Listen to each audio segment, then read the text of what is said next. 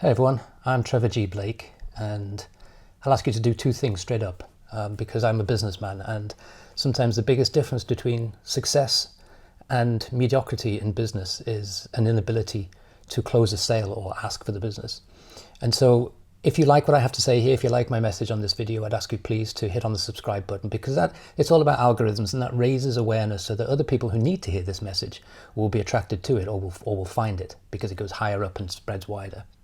And secondly, do yourselves a favor and go to trevorgblake.com and investigate more about what I have to talk about. There's a free download for everybody, which gets you started on the path. There's no hook to it. There's no obligation. It's not clever marketing or anything. It's just a freebie that I wrote during COVID because I thought it was really important for people who were finding themselves working from home for the first time and not realizing that could be a very stressful thing, and that especially if you have your own business, you can get burned out really quickly. So it's called The Practical Magic of the 5-Hour Workday, because I don't work more than 5 hours a day. In fact, today I work less than, in 2021, I work less than probably 2 hours a day, but I'm running 3 companies at the same time.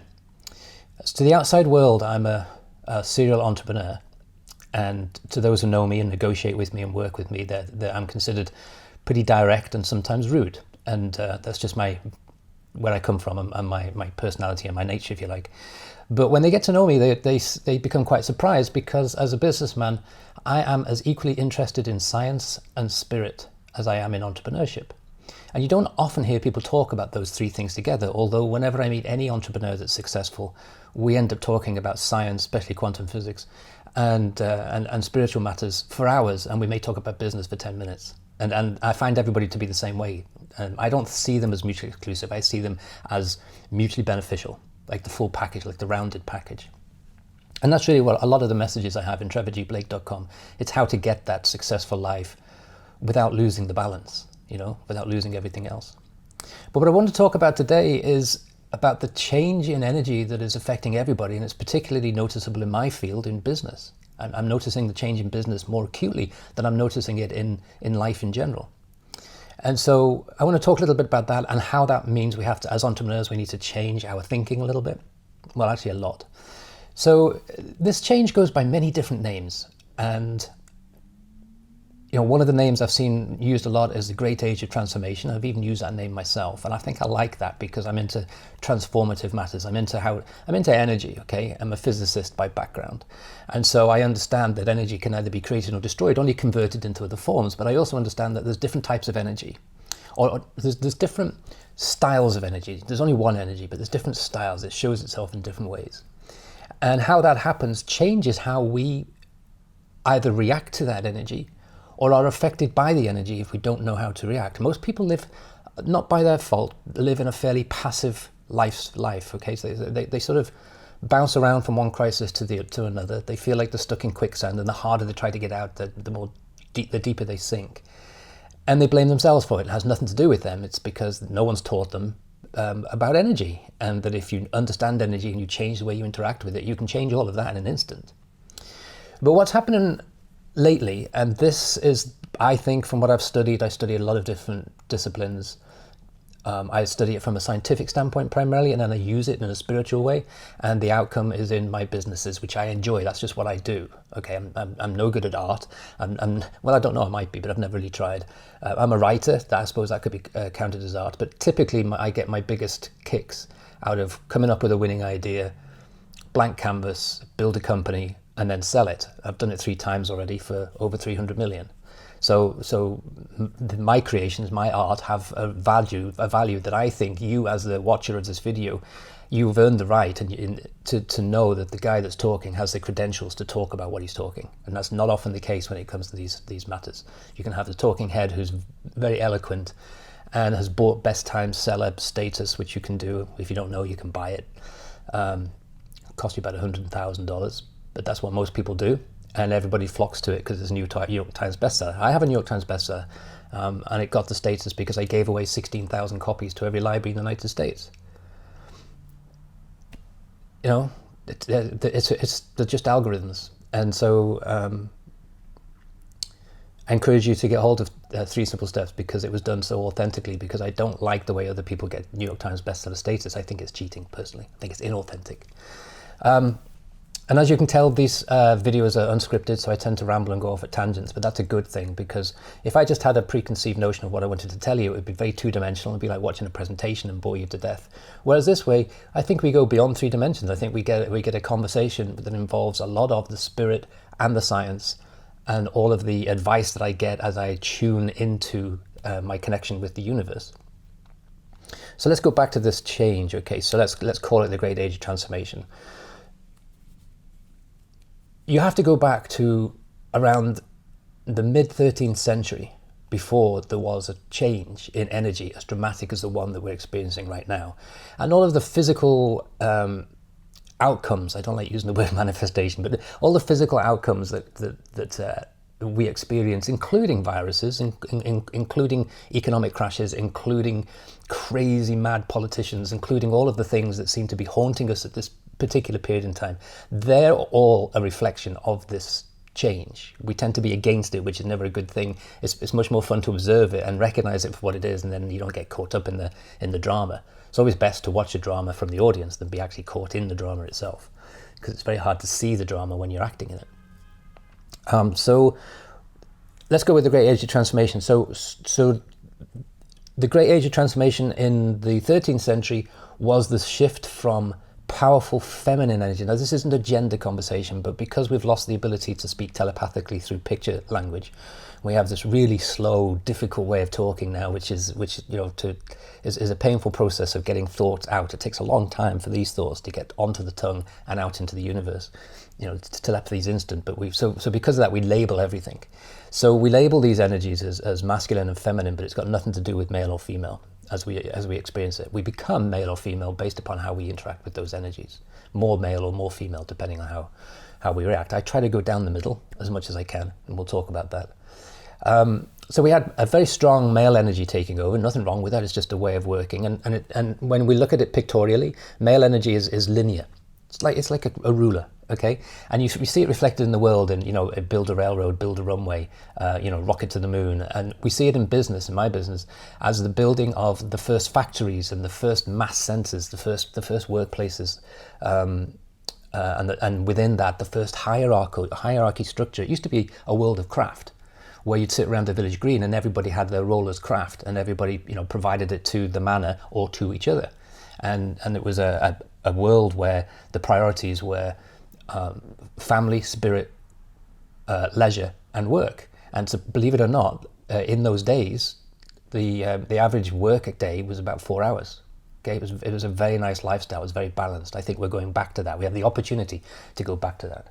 And so, in this world, this masculine energy created a tremendous disruption.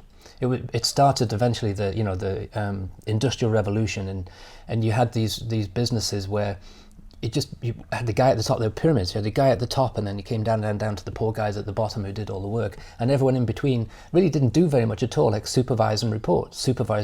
And this has gone on for centuries. And I had a regular job in regular corporates, and I couldn't work in a corporate office. I'm just not the personality for that, and they didn't want me to, so they were glad when I worked remotely. So I've always worked from home, except for when I had to go and visit and sit in those dumb meetings that we've all had to endure, or many of us have. And so you end up with all this hierarchy, and everything's very slow. So when you have a crisis, you hire someone to solve the crisis, or you call a meeting. And when you're in the meeting and you're having a decision, this is with masculine energy, right? And you have to make a decision. It's decision by consensus. So you sit around a table and everyone says the same thing, but everyone says it in a slightly different way, and you have to wait until everyone's had the say. And it's all just bullshit. But I was as good at the BS as anybody, and I built a whole career out of it. And when I look back, I think it's quite funny, but at the time, it's really stressful and not a pleasant environment. It's usually toxic.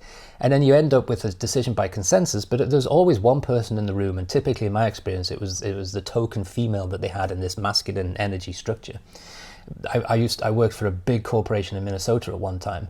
Went to my first junior managers meeting. I was a sales manager, and there were 50 managers in attendance, and 49 were men, and 48 were good Minnesotan white men. And then I'm a token foreigner, but white, and they had, it was just dreadful. It was just awful. It's changing now, but it's taking a long, long time. That's the sort of that's the sort of things that reflect the energy of that masculine energy, as we call it, that step by step by step by step. And so we're taught in the corporate world to set goals and budgets and forecasts, and I was going to say, the lone person in the room who says, well, I don't think it should be red, I think it should be blue, everybody ignores that because everyone else is in agreement, typically with the boss. And so the boss sits there until everybody gets to the same point. And that's how it works in the masculine energy in business, right? So I became aware quite a while ago, a few years ago, that that's not working very well anymore. And I became aware by observing what's happening in the world. One of the foundations of magic is to be a good observer. And so I'm observing massive companies that were in a famous book from the 90s called Good to Great and Built to Last. And the concept of the book, that book sold millions, and this is why I say, please check out the authors before you buy any of this stuff. Make sure the author knows what he's talking about. This is just a management consultant who looked at companies and came to the conclusion, he knows why these are successful. And these companies will be around forever. And 30% of the companies that are in those books disappeared. They went completely out of business. And you can look at companies like Circuit City, you can see exactly why. They had an all-male board, they had an all-male senior executive team, and they weren't able to adapt. They weren't able to use their intuition to make powerful decisions. They weren't able to allow one person to make a decision or to take control of a problem, take ownership of a problem. It wasn't in that masculine energy culture. And so they couldn't adapt, and they became dinosaurs, and they're gone. And you can see them in any strip mall, anywhere you go, or any high street in Europe. You can see those great companies that everyone thought would be around for hundreds of years have been replaced by companies that are changing with the changing energy. So what is the change? Pictorially, the change is a move away from the linear, slow-moving energy and into a fast, spiraling energy. Now keep in mind, this is not a new energy, it's just a different style of energy, and this is the energy that existed before 1264. Before 1264, it was typical for females, because they were more in tune with the feminine energy, it was typical for females to be the leaders. They were the high priestesses, and they were the people that were eventually condemned as witches after the energy shifted to the masculine. And if you go back, I'm a fan of history and anthropology, and if you go back long enough in time and you study some of the female leaders of armies, you can understand the energy a bit more. They moved fast, and it looks like it's spiraling. And what's interesting is it was a nurturing energy, because if you're in it, you're definitely in. But if you're out, you're left behind and you're gone. You are the blockbusters, you are the border books, okay? You're history. Because feminine energy knows that survival is number one thing, and if you stop to pick up your wounded or you take prisoners, you risk your own survival. Now that's a dramatic way to describe feminine energy, and I'm describing it from something that happened before 1264, but I feel it now in the changes in the world that we're seeing. I feel the energy is spiraling. I'm always doing this with my hand now. I used to talk like this, when I came up with a plan or a budget, it was always laterally and horizontally. Now I find myself doing this naturally, because this is how it feels. It feels like a tornado. And it's interesting about tornadoes is that, if you get caught up in a tornado, you're part of the tornado. But if you're outside of the tornado, even by a little bit, you're completely outside the tornado. And so in business, I'm seeing a big change. This spiraling energy means that we have to learn to adapt and adopt really quickly. And so you're seeing that in rapid changes in technology in particular. But we're seeing it in every aspect of life. It used to be, up until only a few years ago, the average age of a company was 75 years. 75 years old. Now it's down to 15. And I'm pretty sure in the next few years, it'll be down to just a couple of years. That might sound scary to you, but that also brings this spiraling feminine energy opportunity, because you now have opportunities to do things like the brand Mirror that was bought out by I never say this name right, Lululemon, the athletic clothing store. They bought Mirror. Well, if you go into the background to Mirror, it was a female entrepreneur had this brilliant idea, I think around Christmas one year, and 18 months later sells it for 500 million. And that's the business I'm in, building companies as quickly as possible and exiting to a larger company who can take it to the next level. That's the opportunity that I want to share with everybody, because I don't think there's been a time like this. Certainly since the beginning of the Industrial Revolution, there's never been a time like this to reinvent yourself and get financial independence rapidly. And the financial independence isn't the goal, isn't the achievement, isn't what you're aiming for, but it's a side effect of being able to build something fast and exit. And so that's what I'd like to get out. Now, we can take it down a little bit. So that's from the structure of what can we do in the world of entrepreneurship. So I think there are advantages to match the energy I think it's an advantage to be really small as a company, and I'm a band of one. I've never had another employee. I have a structure that's, I call it a model of alliances. Some people call it a hub structure. Some people call it a virtual structure, but that's different. That's a different structure. So this is a structure of contracts with vendors who are experts in what they do. And I'm at the center of the hub. And so my style as a manager has changed from one of supervising and reporting in the hierarchy, that doesn't work in a structure, to being like a conductor of an orchestra. I can't play any of the instruments as well as anybody else in the orchestra, but I can hear the harmony and I can get it to work harmoniously. And that's the kind of supervisory role that I have now. It's more a role, it's actually not a supervisory role, it's a role of trust. And this is the change. And I'm excited by this change because I actually prefer working that way. I like to be on my own. And so to be on your own, here's the double edge. It's always a double-edged sword, right? So it's fun working on your own, but there's no one to blame and there's no one to help. And so you've got to have really strong intuition to make optimum decisions or optimal decisions. You've got to trust your intuition, and that's not natural to people who have been immersed in masculine energy for so long. You need to change. So whether you're a woman or a man, this isn't a gender conversation. If you feel like you've lost connection with your intuition, there are tools and techniques to help you get back, so you get much more confidence in your instinct, in your gut feeling. That's really important to businesses today. And there are ways to do that. And of course, if you want to find out how to do it, just go to trevorgblake.com and you can look up transformation, in which we have, it's an experiential course. You can experience dozens of tools and techniques that will help you deepen your connection with energy itself, but in particular with the connection between you and the energy, and that helps you with your intuition. All the best decisions I've made have been instinctive. All the ones I've analysed have never turned out very well. So that's another important thing. And then we talk about the negotiation table. Okay, so the negotiations changed. I mean, for a couple of decades, the negotiation was a battle of attrition, or a war of attrition, with people across the table trying to win something, trying to come out of it feeling like they won. It's like when you go to a car dealership, and you come out thinking, did I get a good deal or not? I have no idea. It's exhausting, and it's exhausting because that energy is now changing. Okay, so now you should be able to go to a dealership and the price is the price, and you feel good about it, and you go off the forecourt with your car. And if any dealerships haven't caught onto that, they'll be going out of business soon too. So, not that I know anything about the car business, just an example. But what I'm finding across the negotiation table is that it's much more, when competing interests are involved, the feminine energy provides a solution, a fair and equal solution, very, very quickly. It's not about win-win. It's about what's right here. My mother always used to tell me when I was growing up, always do the right thing no matter what. And I've only recently really started to understand what that means. And so negotiations are now no longer about an exhausting battle between my ego and other people's egos. I come to the negotiating table and I'm finding invariably on the opposite side of the table, because it still is opposites, but on the opposite side of the table, it's invariably a woman now. And the woman has already made their mind up about the value. And if I don't get on board quickly, I will get left behind. I will not be taken in as a prisoner, and I will not be taken to a hospital and receiving first aid for my wounds. I will be left aside, and it'll be up to me to find somebody else. That's what I'm finding on an almost daily basis now when it comes to contract negotiations, and I love it because everything happens so fast, and you've got to get on board. So that's my perspective of this changing of the energy. What I would also like to say, moving away from entrepreneurship and more into physics and quantum physics and spirituality, I see this spiraling change everywhere. We are in a time of complete disruption. So it can be scary if you don't understand it. Your tendency is to want to hide behind the sofa or become paralyzed with terrible, fearful news headlines. I never watch the news because you don't want that stuff in your head.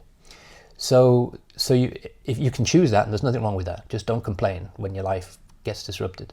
But if you can understand the process of the disruption and understand the energy that's happening in every aspect of life, it's happening in our lifestyles at home, it's happening in relationships, it's happening in how we take leisure, how we transport. Everything is getting disrupted. And so if you understand the process and you learn about the energy, and then you learn the tools and techniques to play with the energy in a slightly different way, it's not hard work, believe me, it's so easy. Then you get on board with the tornado. And when you get on board with that tornado, you see opportunities you wouldn't otherwise see, because disruption brings opportunity. It's like recessions. There's never a better time to start a company than a recession, because it brings opportunities. and an excess of supplies, and gives you the opportunity to negotiate your terms, not their terms. So I just want to throw that out there, that I believe we're in an incredible time that offers opportunities in any aspect of life. And my message to you is, find someone. If it's me, then thank you, I appreciate it, because all my proceeds go to cancer research and development or my animal sanctuary. So I'm very grateful for that. But if it's not me, find somebody like me or somebody else who can help you understand this spiraling energy and how to get inside the tornado without getting hurt, and how to flow with it, and so that you can disrupt your own life and you can reinvent yourself and you become the best version of yourself. And the payoff for that is that you get a balanced life, you get brilliant relationships, and you end up financially independent, almost as a bonus, as a side effect. And you don't have to make hardly any effort at all. You just have to be willing to be open to this change.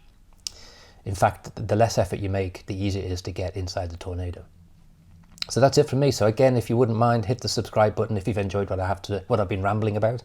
And if you want to know more, please check my background. It's very important to check the backgrounds of the current, what other people are labeling as vibrational leaders. It's really important to check the background and make sure that they're authentic before you buy into what anybody, he or she, has to say. So please do that.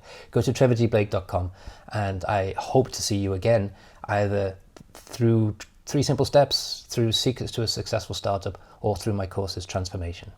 Thank you for your time.